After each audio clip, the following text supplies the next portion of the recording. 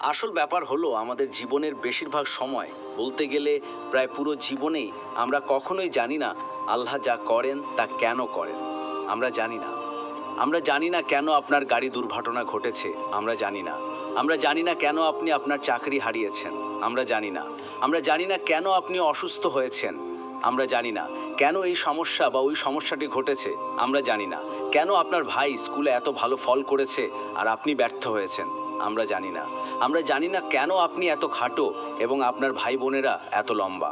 আর আপনি নিজেকে প্রশ্ন করতে শুরু করেন, কেন আল্লাহ এমনটা কেন করলেন? এর কারণটা কি? তিনি আমাদের সরাসরি কেন বলেন না যে তিনি আমার কাছ থেকে কি চান? তিনি কেন পর্দাটা একটু সরিয়ে দেন না যাতে আমি দেখতে পারি এর পেছনের রহস্যটা কি ছিল, বড় পরিকল্পনাটা কি ছিল? তাহলে হয়তো আমি শান্তিতে থাকতে পারতাম। কারণ যখন আপনি জানেন না, যেমন ধরুন যখন একজন বিচারক আপনার বিরুদ্ধে রায় দেন, বিচারক বলেন আপনাকে এই জরিমানা দিতে হবে, আর আপনি বলেন আমি কেন এই জরিমানা দেব? আর তিনি বলেন না, সেই জ্ঞানটি অদৃশ্যের অন্তর্ভুক্ত, আমি আপনাকে বলবো না। যখন একজন বিচারক আপনার বিরুদ্ধে রায় দেন এবং আপনি জানেন না কেন, তখন আপনি অস্থির হয়ে পড়েন। আপনি ভাবেন আমি এটা মেনে নিতে পারছি না, আমার একটা ব্যাখ্যা দরকার, সেই ব্যাখ্যা আমার কাছ থেকে লুকিয়ে রাখা যাবে না। এই গল্পে আল্লাহ যা করেন তা হলো তিনি মুসা আলাইসাল্লামকে দেখান যে সবসময় একটি ব্যাখ্যা থাকে, কিন্তু আল্লাহ সিদ্ধান্ত নিয়েছেন তার পার্শ্বে আড়ালে অদৃশ্যে যা ঘটছে সে সম্পর্কে তিনি আপনাকে জানাবেন না। সেখানে এমন কিছু ঘটছে যা অদৃশ্য, এবং তিনি সিদ্ধান্ত নিয়েছেন যে তিনি আপনাকে তা বলবেন না। এই গল্পে আল্লাহ যা করার সিদ্ধান্ত নিলেন তা হলো, কল্পনা করুন একটি পর্দা আছে এবং আল্লাহ তার শিক্ষকের মাধ্যমে সেই পর্দাটি সামান্য তুলে ধরলেন যাতে আপনি একটু আভাস পেতে পারেন, দেখতে পারেন পর্দার আড়ালে কি ঘটছে। ফলে আপনি বুঝতে পারেন যে সবসময় কিছু না কিছু ঘটছে, কিন্তু তিনি সবসময় পর্দা তোলেন না। এটি একটি বিশেষ জ্ঞান যা খিজির আলাইসাল্লামকে দেওয়া হয়েছিল, যা তার প্রতি একটি বিশেষ রহমত। তিনি এই জ্ঞান সবাইকে দেন না, এমনকি তিনি তা মুসা আলাইসাল্লামকেও দেননি। এর মানে হলো এটি এমন একটি বাস্তবতা যা তিনি তার রাসূলদের কাছেও প্রকাশ করেন না আলাইহিমুসসালাম। এটাই আমরা এখান থেকে শিখছি। তাই যখন মুসা আলাইসাল্লাম দেখলেন যে কিছু লোক যারা সৎভাবে জীবিকা নির্বাহ করছে এবং তাদের জীবিকা অর্জনের একমাত্র উপায় হলো একটি নৌকা, সেই নৌকাটিকেই তার শিক্ষক ক্ষতিগ্রস্ত করছেন, তখন তিনি বললেন আপনি এটা কি করছেন? এটা তো অন্যায়। আপনি এটা কিভাবে করতে পারেন? কোন যুক্তিতে এটা সঠিক হতে পারে? এবং তিনি তাকে বলেছিলেন যে আপনি এটা সহ্য করতে পারবেন না। এটা এমন কোনো পাঠ নয় যা আপনি গ্রহণ করে টিকে থাকতে পারবেন, এর জন্য আপনার ধৈর্য নেই। এর মানে হলো তিনি অন্যায় দেখে চুপ করে দাঁড়িয়ে থাকার ধৈর্য রাখেন না। যখন তিনি দেখেন একজন নিরীহ বালককে হত্যা করা হচ্ছে বা দেখেন কোনো কারণ ছাড়াই একটি নৌকা ডুবিয়ে দেওয়া হচ্ছে, তখন তার স্বাভাবিকভাবেই সমস্যা হবে। আর এটাই তার সবরের পরীক্ষা হয়ে দাঁড়ালো। অন্য কথায় বলতে গেলে, যখন আপনি আর আমি আপনার ব্যক্তিগত জীবনে আপনার পরিমণ্ডলে অবিচার দেখি, যখন আপনি নিজের প্রতি বা অন্যদের প্রতি অবিচার হতে দেখেন এবং প্রশ্ন করতে শুরু করেন কেন এই অবিচার হচ্ছে, এটা ঠিক নয়, এটা ভালো কিছু হতে পারে না, এবং এটা আপনাকে উত্তেজিত করে, আপনাকে সত্যিই বিরক্ত করে, ঠিক সেই মুহূর্তেই খিজির আলাইসাল্লাম মুসা আলাইসাল্লামকে বলা কথাগুলো হলো, আরাম কুল্লাক ইন্নাকা লান তাস্তাতিয়া মাইয়া সবরা। আমি কি আপনাকে বলিনি যে এই শিক্ষা, এই জ্ঞান অর্জন করা সহজ নয়?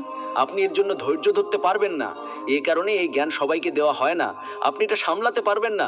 এবং তিনি এমনকি কথাও বলেছিলেন, ও কাইফা তাসবিরু আলা মালা তুহিতু বিহি খুবরা। এমন বিষয় আপনি কিভাবে ধৈর্য ধরবেন যার সম্পর্কে আপনার কোনো জ্ঞান বা অভিজ্ঞতা নেই? অদৃশ্যের একটি অভিজ্ঞতা আছে, আল্লাহ আমাদের জন্য সেই অভিজ্ঞতা উন্মোচন করেননি, আমরা তা অনুভব করতে পারি না।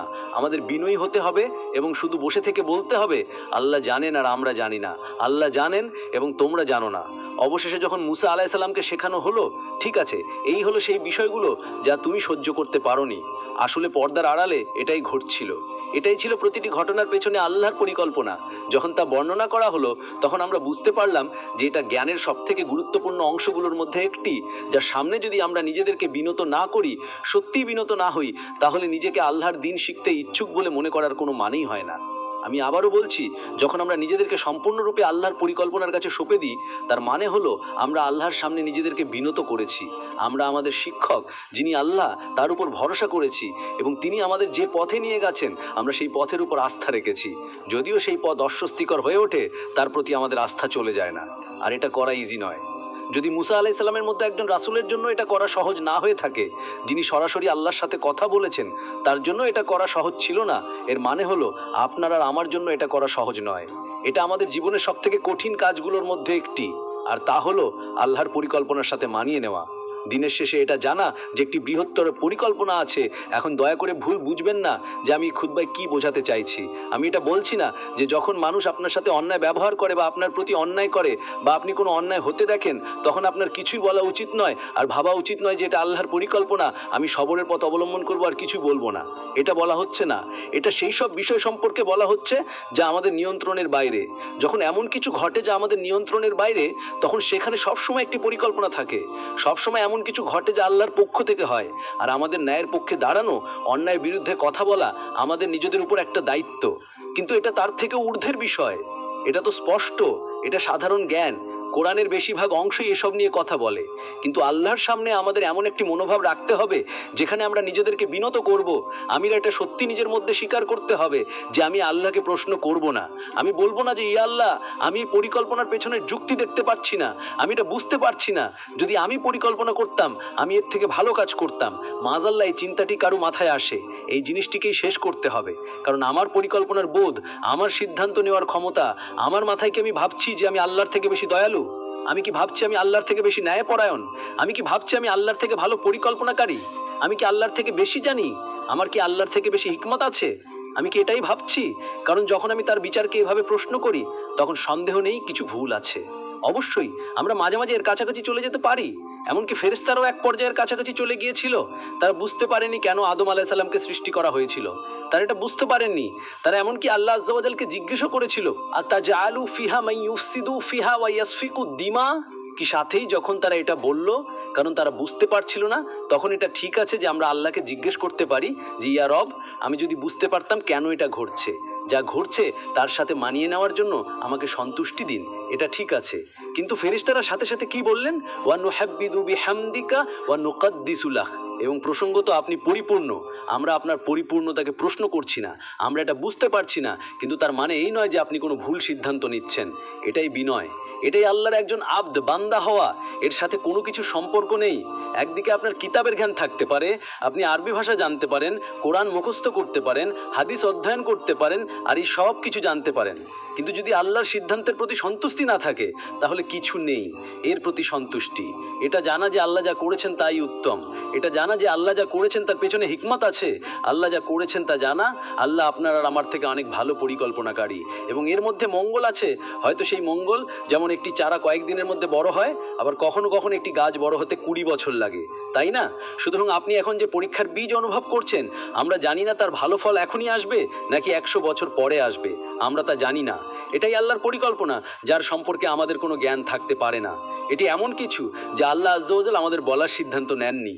আল্লাহ এমনকি সূরা আল ইমরানেও যখন মুসলমানরা কঠিন সময়ের মধ্য দিয়ে যাচ্ছিল, এবং এটাই শেষ কথা যা আপনাদের বলবো, আল্লাহ আযজা ওয়া জাল মুসলমানদের এটা বলেছিলেন যখন তারা প্রশ্ন করছিল, যখন আমরা উহুদের পর্দায় লড়ে গিয়েছিলাম, যখন আমরা উহুদের পর্দায় অসম্ভব ক্ষতিগ্রস্ত হয়েছিলাম, তখন আল্লাহ আযজা ওয়া জাল লক্ষ্য করলেন মুসলমানরা প্রশ্ন করতে শুরু করছে, এটা আমাদের সাথে কেন ঘটলো? কেন আমরা এর মুখোমুখি হলাম? আমাদের সাথে তো আল্লাহর রাসূল সাল্লাল্লাহু আলাইহি ওয়াসাল্লাম আছেন, আমরা সেই মুমিন যারা তার সাথে ত্যাগ স্বীকার করেছি, আমরা কিভাবে এমন একটি অভিজ্ঞতার সম্মুখীন হতে পারি? আল্লাহ বলেন, ওয়া তিলকাল আইয়ামুন নুদাবিলুহা বাইনান নাস।